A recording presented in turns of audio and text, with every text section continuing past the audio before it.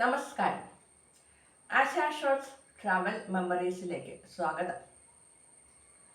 മാമ്പഴം, പഴങ്ങളുടെ റാണിയാണ് മാമ്പഴം, മാങ്ങാപ്പഴം. മാമ്പഴത്തിൻ്റെ സവിശേഷത കൂടുതലായി എനിക്ക് മനസ്സിലായത് ചെന്നൈയിലെ താമസത്തിനിടയ്ക്കാണ്. ചെന്നൈയിൽ ജോലി സംബന്ധമായി പോയതാണ്. അവിടെ ഞങ്ങൾ 3 പേർ കൂട്ടുകാരികൾ ഒരു മുറിയിലാണ് താമസിച്ചിരുന്നത്. ഡോർമെട്രിയോട് ചേർന്നുള്ള ഒരു കുഞ്ഞു മുറി, തീരെ വലിപ്പമില്ല. അത്യാവശ്യം ഒരാൾക്ക് കിടക്കാൻ പറ്റുന്ന കട്ടിൽ, അങ്ങനെ 3 കട്ടിലും ഒരു കുഞ്ഞ് അലമാര എന്ന് പറയാൻ പറ്റില്ല, ഒരു സാധാരണ അലമാരയുടെ പകുതി വലിപ്പമുള്ള ഒരു അലമാര. ഇത്രയും സാധനങ്ങളായിരുന്നു ആ കുഞ്ഞു മുറിയിൽ ഉണ്ടായിരുന്നത്. ഞങ്ങൾ 3 പേരും വളരെ നല്ല അടുപ്പത്തിലായിരുന്നു.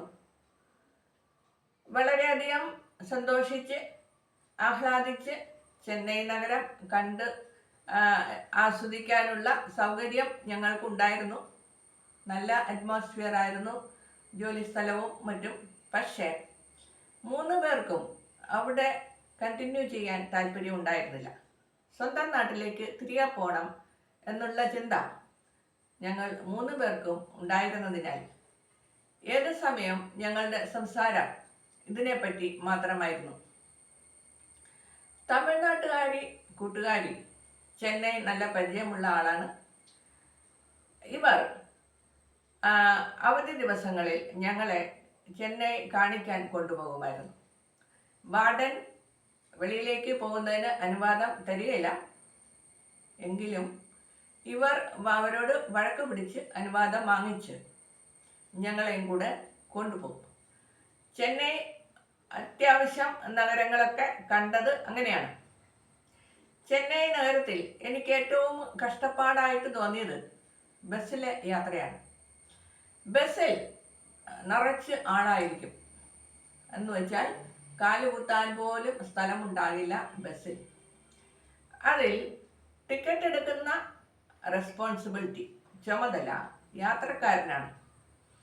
കണ്ടക്ടർ എവിടെയാണ് നിൽക്കുന്നത് അവിടെ പോയി കണ്ടക്ടറുടെ അടുക്കൽ പോയി നമ്മൾ ടിക്കറ്റ് എടുക്കണം. ഇവിടുത്തെ പോലെ കണ്ടക്ടർ നമ്മളുടെ അടുക്കലേക്ക് വരികയല്ല ചെയ്യുക. ഇതെനിക്ക് വളരെ ബുദ്ധിമുട്ടുണ്ടാക്കി. കാരണം ബസ്സിൽ അതുപോലെയുള്ള തിരക്കാണ്. തിരക്കൊന്നും ഒരു പ്രശ്നമല്ല. എത്ര തിരക്കാന്ന് പറഞ്ഞാലും നമ്മൾ ഇറങ്ങേണ്ട സ്ഥലത്തിന് മുന്നിലായി നമ്മൾ കണ്ടക്ടർ എവിടെയാണോ നിൽക്കുന്നത് അയാളുടെ അടുക്കൽ പോയി ടിക്കറ്റ് വാങ്ങണം. അത് വാങ്ങിയില്ലെന്നുണ്ടെങ്കിൽ കുറ്റകരമാണ് താൻ.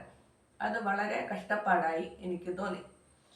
ഞാൻ പിന്നെ ശ്രദ്ധിച്ചത് വഴികളിൽ കൂടെ പോകുന്ന റിക്ഷകളാണ്, സൈക്കിൾ റിക്ഷകളാണ്.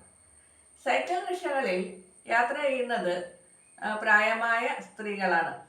പ്രായമായ സ്ത്രീകൾ പക്ഷേ നല്ല കാഞ്ചീപുരം പട്ടുസാരി ചുറ്റിയാണ് സൈക്കിൾ റിക്ഷകളിൽ ഇരിക്കുന്നത് കണ്ടത്. കാഞ്ചീപുരം പട്ടുസാരി എനിക്ക് എക്കാലവും ഇഷ്ടമുള്ള കാര്യമാണ്. വെറുതെ കാണാൻ തന്നെ എനിക്ക് വളരെ സന്തോഷമാണ്. ഞാൻ അത്ഭുതപ്പെട്ടത് ഈ കാഞ്ചീപുരം പട്ടുസാരി വെറുതെ വാരി ചുറ്റിയിരിക്കുകയാണ്. എന്ന് വെച്ചാൽ ഉടുത്തിരിക്കുന്നത് കാണാൻ ഒരു ഭംഗിയുമില്ല. എനിക്ക് അത്ഭുതം തോന്നി, സങ്കടവും തോന്നി. ഇത്ര വിലയുള്ള കാഞ്ചീപുരം പട്ടുസാരി ഇവരെന്താണ് ഇങ്ങനെ ഒരു ശ്രദ്ധയുമില്ലാതെ ഉടുത്തിരിക്കുന്നത്? ഈ കാഴ്ചകളൊക്കെ കണ്ട് ഞങ്ങൾ ഒരു മാർക്കറ്റിൽ ചെന്നു. പാരീസ് മാർക്കറ്റ് ആണെന്നാണ് എൻ്റെ ഓർമ്മ. മാർക്കറ്റിൽ പോയി ഒരുപാട് കടകളാണ്.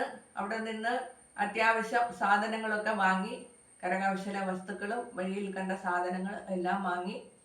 അവിടെ നിന്ന് ഒരു സാരി വാങ്ങിയത് ഞാൻ ഓർക്കുന്നു. സാധാരണ സാരി, ഡെയിലി യൂസിനുള്ളത്, ഒരു ബോട്ടിൽ ഗ്രീൻ പ്ലെയിൻ സാരി.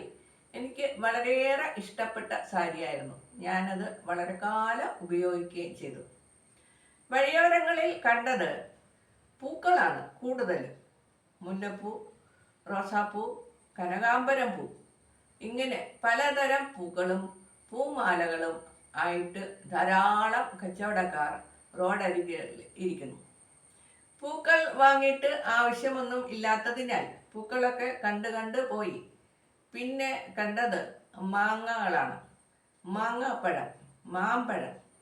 ഒരുപാട് കച്ചവടക്കാരുടെ കയ്യിൽ പലതരം മാമ്പഴം ഇരിക്കുന്നു.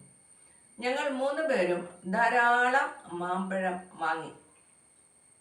അത്യാവശ്യം സാധനങ്ങളെല്ലാം വാങ്ങി തിരികെ മുറിയിൽ വന്നു. ഈ സാധനങ്ങൾ എല്ലാം വയ്ക്കുവാനായിട്ട് സ്ഥലം ഒന്നുമില്ല. കാരണം ഞങ്ങൾക്ക് കിടക്കാനുള്ള കട്ടിൽ മാത്രമേ ഉള്ളൂ. പിന്നെ എവിടെയാണ് എവിടെയാണ് ഈ സാധനങ്ങളെല്ലാം വയ്ക്കുക? അങ്ങനെ ഞങ്ങളത് ഈ അലമാരയ്ക്കുള്ളിൽ വെച്ചു. അലമാര നിറയെ മാമ്പഴം. അലമാര അടച്ചു. പിറ്റേ ദിവസം ജോലിക്ക് പോയി. ജോലി കഴിഞ്ഞ് തിരികെ വന്നു. അലമാര തുറന്നപ്പോൾ എന്താ മണം! മുറി നിറയെ മാമ്പഴത്തിൻ്റെ മണം. ഇത്രയും വർഷങ്ങൾ കഴിഞ്ഞിട്ടും ഈ മാമ്പഴം കഴിച്ചു തീർന്നതിനെ പറ്റി എനിക്ക് ഒരു ഓർമ്മയും കിട്ടുന്നില്ല. പക്ഷേ ഈ മാമ്പഴത്തിൻ്റെ മണം, മുറി തുറക്കുമ്പോൾ ഉള്ള മാമ്പഴത്തിൻ്റെ മണം, അലമാര തുറന്നപ്പോൾ മുറി മുഴുവൻ വ്യാപിച്ച ആ മാമ്പഴത്തിൻ്റെ മണം ഇന്നും എൻ്റെ മനസ്സിൽ നിൽക്കുന്നു. എൻ്റെ കൂടെ ഉണ്ടായിരുന്ന കൂട്ടുകാരികൾ ഇപ്പോൾ എവിടെയാണെന്ന് ഒരു നിശ്ചയവും ഇല്ല. എങ്കിലും അവർ എവിടെയായിരുന്നാലും വളരെ സുഖമായി ഇരിക്കുന്നു എന്ന് വിശ്വസിക്കുന്നു. വീണ്ടും കാണാം മറ്റൊരു വിശേഷവുമായി.